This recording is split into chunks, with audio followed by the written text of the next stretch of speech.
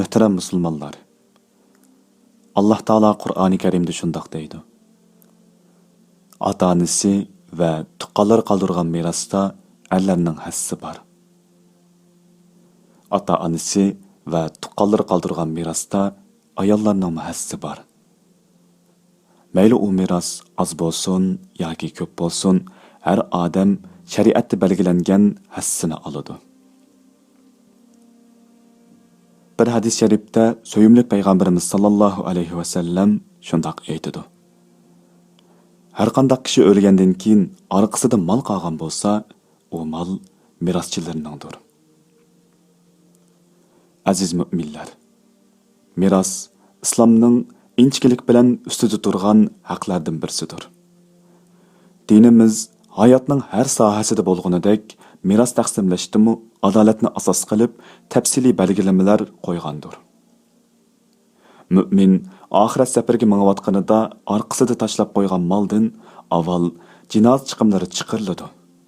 Keyin agar qarzdor bo'lsa, qarzlari to'lanadi. Ondan keyin 1/3 ishib ketmaslik sharti bilan meroschilarning tishidagilarga qarata vasiyati o'rindiladi. Buning hammasidan keyin bo'lsa, meros varislarining ustiga qoladi. Qimmatli musulmonlar, meros taqsim qilinganda har haq egasiga haqqining berilishi, ayol, cho'ng-kichik hech kim ziyon tortmasligi asosdir. Ayollarga meros berilmasligiga qarata urf-odatlar dinimizda adolatsizlikdir, zulmdir, asla qonunliq emasdir. Alloh va u nozil qilgan Qur'onga iymon etgan har bir musulmon merosda taqsimotga rozi bo'lishi va qarindoshlarining haqqiga qo'l uzatishdan saqlanishi kerak.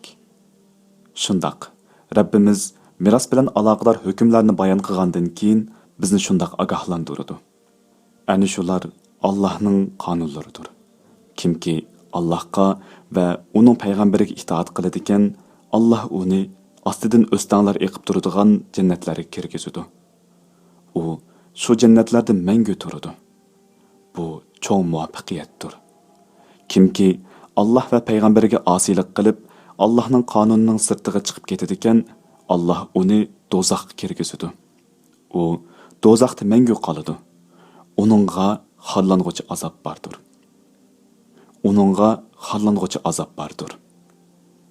Qadrli musulmonlar, merosning omonat ekanligini, meros va qul haqqi orasida inchki bir siziqning borligini unutmayli. Nafsimizning kayniga kirib, u siziqdan hargiz oshmayli. So'z temasi meros bo'lganda marhamatni, insofni, adolatni va haqqoniyatni qo'ldan chiqarib qo'ymayli. Assalomu alaykum va rahmatulloh.